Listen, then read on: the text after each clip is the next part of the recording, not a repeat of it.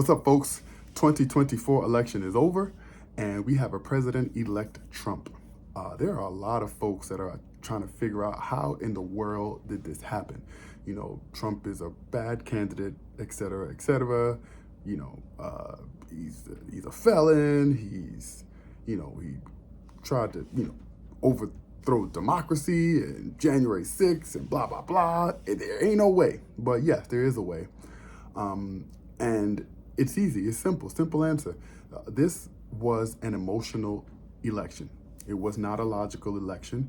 So you can present all of those facts and no one would care because this election was an emotional election. It wasn't logical. What does that mean? Our culture in this country for a very long time said that we are going to elect, especially in our president, male, white, Christian. Full stop. Male, white, Christian. And one of the first things that folks do in presidential campaigns is to attack, right, one of those three.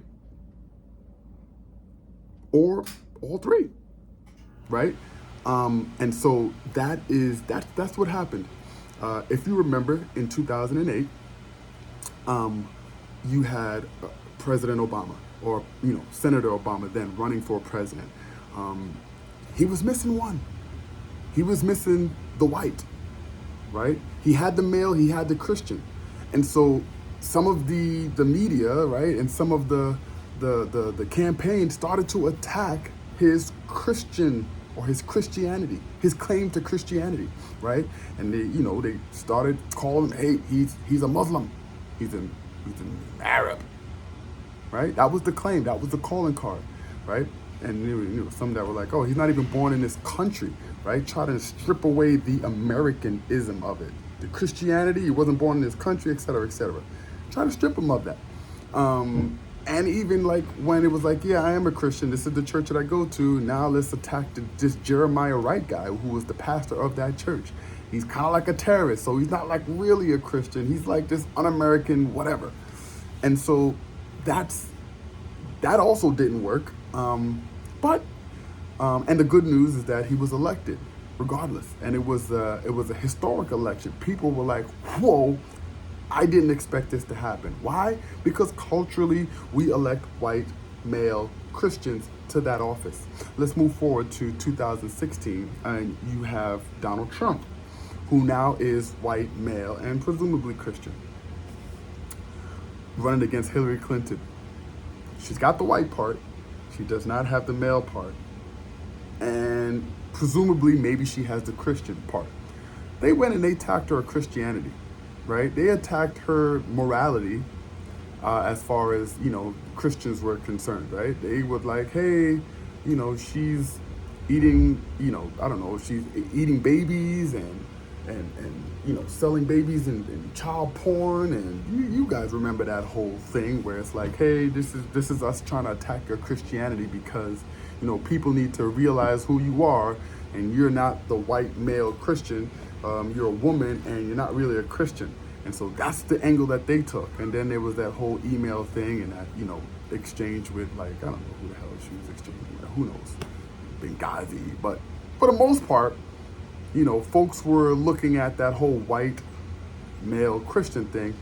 She lost out on the male thing, obviously.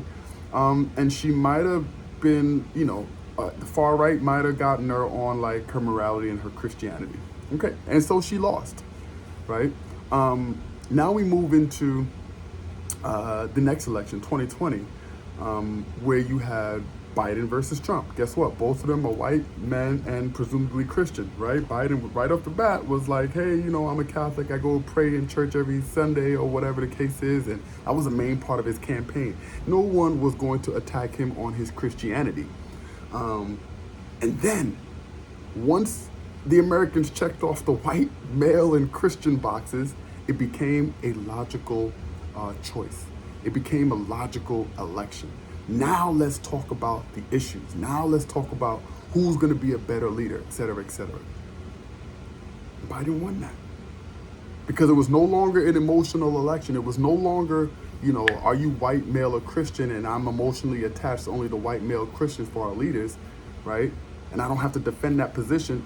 Now it's logical. Now it's about, okay, what are you going to do for the country? And they realize at that point, especially just having 4 years of Trump, that, yeah, he's not ideal.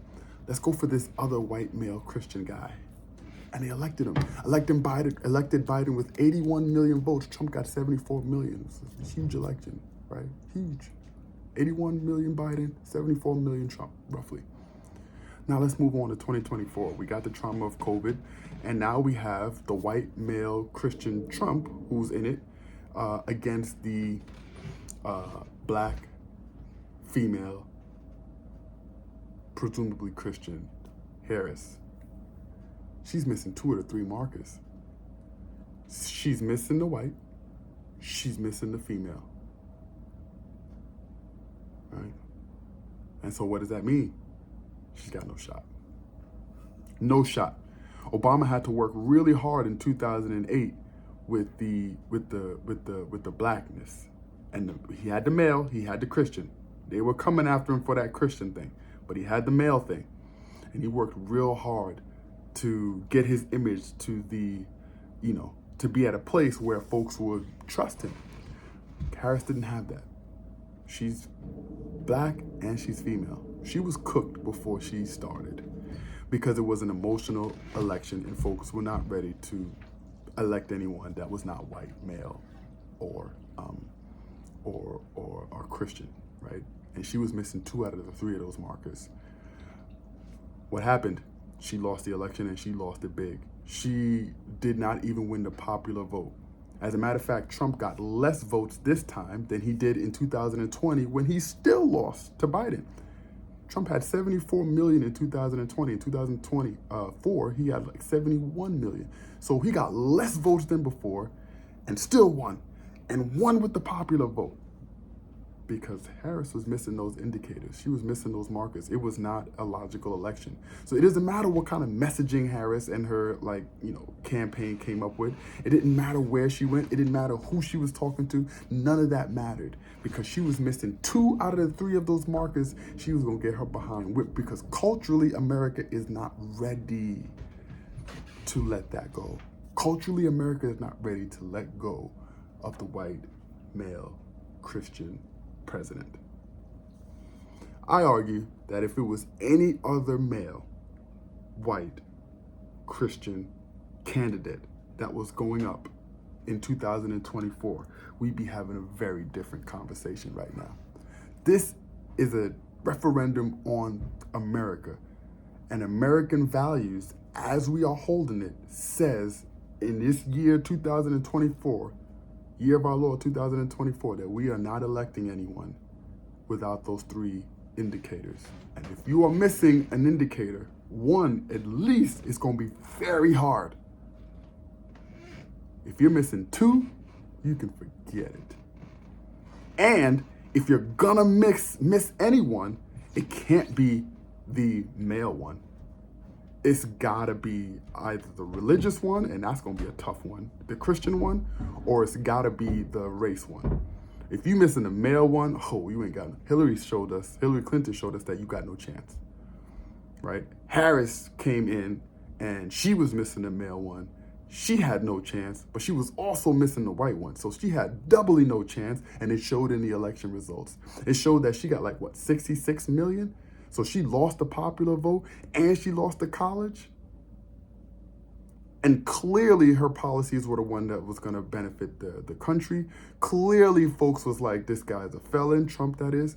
Clearly he was a danger to democracy, but it didn't matter because Harris was missing 2 out of the 3 indicators, and that was that.